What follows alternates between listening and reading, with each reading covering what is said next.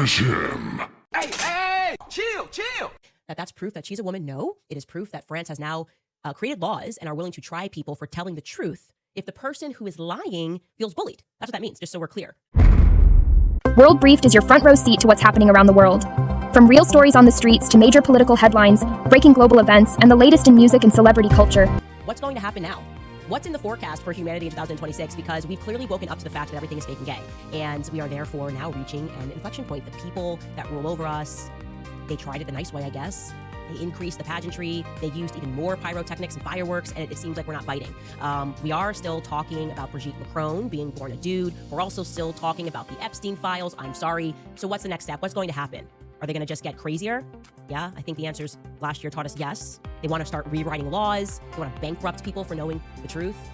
A real headline today, by the way, Brigitte Macron, who was quite literally born a male and who quite literally committed statutory rape under the then French law against a 14-year-old student, has successfully secured a conviction against 11 people in France for cyberbullying. And the media is now, of course, trotting that out, pretending that that's proof that she's a woman. No, it is proof that France has now created laws and are willing to try people for telling the truth if the person who is lying feels bullied. That's what that means, just so we're clear. So if Rachel Dolezal is, as she is, actually born Caucasian and she's presenting as black, and you go online and you say, hey, you're actually a white girl, she could sue you if she feels cyberbullied. That's what's happening in Paris, and I think that's kind of an understanding of what they're trying to make happen here in America. The deep state is insisting on passing speech laws, and they're going to attempt to bankrupt me for knowing the truth about Brigitte. Now, this is a longer clip, and it is so worth listening to because it's brilliant. I honestly think this is dark comedic brilliance from Tim Dillon. Again, perfectly explaining this exact moment in time that we are all in. So to tee this up correctly, essentially, Tim is discussing how our modern world and culture, we are all starting to realize, was created by powerful people who are into kids, like Jeffrey Epstein. And yet, the media just wants us to move on and keep going. So take a listen to what he says here. He's just kind of recapping the moment that we are in right now. This was our culture. For a very long time, it was the domination, evil, exploitation, bad, not good, but it was our culture.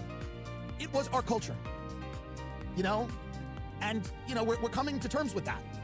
We're coming to terms with that, and it's a little bit of a pill to swallow, is it not? It's a little bit of a pill to swallow, huh? It's a little bit of a pill. It's a little bit of a pill. You ever get sick as a kid and your mom's like, you gotta take this one, and you're like, ugh.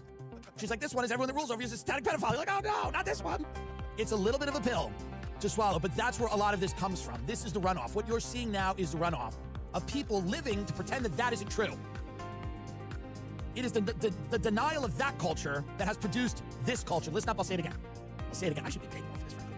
I'll say it again. It is the denial of that culture that has manufactured this culture of nothingness. It is the unwillingness to look that in the face that has produced slop. That's what it is. It is the discomfort that comes from facing the fact that your greatest fears are true. And you're unable to process that, so you dive into the Eras Tour. You backstroke through the restaurant that serves the thing from the app that you saw. You try to vacation in the right place to take the edge off. You know, it is the denial of truth that has delivered you here into nothingness, into emptiness, into a place where, do you want to see the amenities? The building is really nice, but you've got to see the amenities. The amenities are really over the top. The HOA is really high, but you have to see it because the amenities are so worth it. The amenities are amazing. There's this amazing room. You can use it if you have a party, like 12 to 15 people. You want to do a dinner, you can bring in a private chef. It's so amazing. They'll set right up and they'll do a dinner. You can actually bring in servers and a bartender. I've done it before. It's amazing. It actually connects to a terrace. What's great about it is it's actually for everyone in the building to use. You can reserve it, but it's very easy. You just do it on the app. Is the world run by satanic pedophiles? There's also a rooftop garden. It's amazing. I go up there, I have coffee all the time. You can go, so you get a special key when you come here, and it'll only go to your floor, so you don't have to worry about any of the security. And at the top of the building, there's a rooftop garden, and you can sit there, and you can even do yoga, because it's actually super private. There's like alcoves. Right.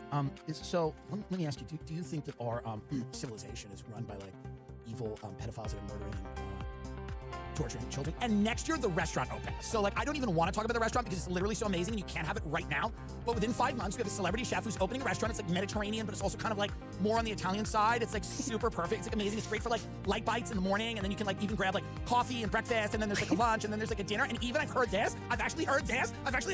I can't confirm, but I've heard, can't confirm, but I've heard that they can actually cater your party in the private amenity space. Like the restaurant can cater your party in the amenity space. Wow.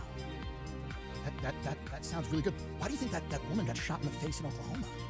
Well, anyway, if you want it, just speak to your realtor because it's going to go really, really fast. We already have so many people coming back to see it for second and third showing. Cool. And I just heard that around the block, that like super exclusive restaurant that nobody can get into, Tate McRae was there last night. Wow. Thank you for this info. You've given me a lot to think about. And it is the denial of that culture that has produced this one.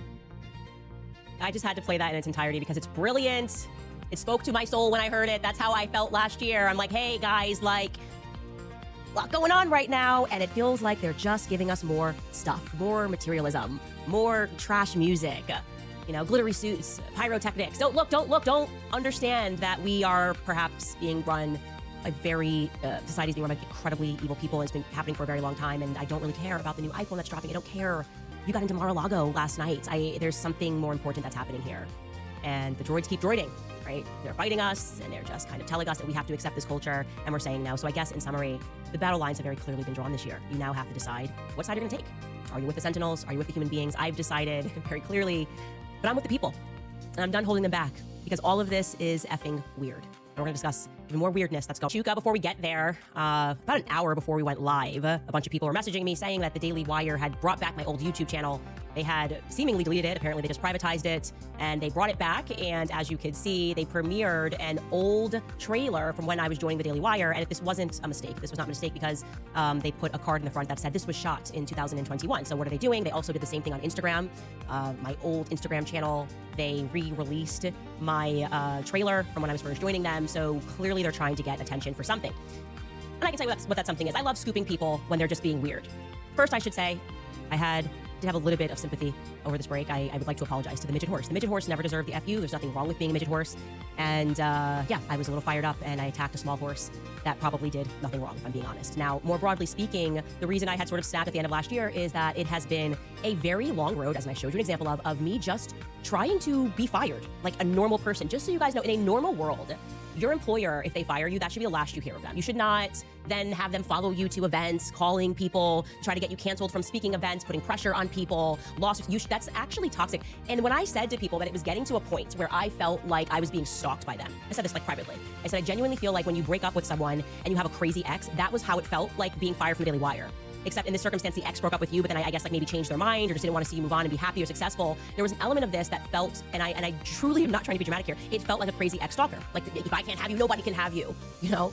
And so to connect this point, to build this corollary for you guys, that was how I felt. That was what I was expressing to you at the end of last year, that I was done with it, right? I was like, I'm leaving Daily Wire in 2025, come hell or high water. Well, they want hell or high water because it turns out the reason they're doing this and doing it on my channel is because they are trying to hard launch a young woman named Madison Bransford. Okay, now she's apparently an intern at the Daily Wire, and they're basically dropping like an iCarly type Nickelodeon feel show where she's going to make fun of me, and the show is entitled In the No-No because apparently they watch every second of my show, which they've been doing for a very long time.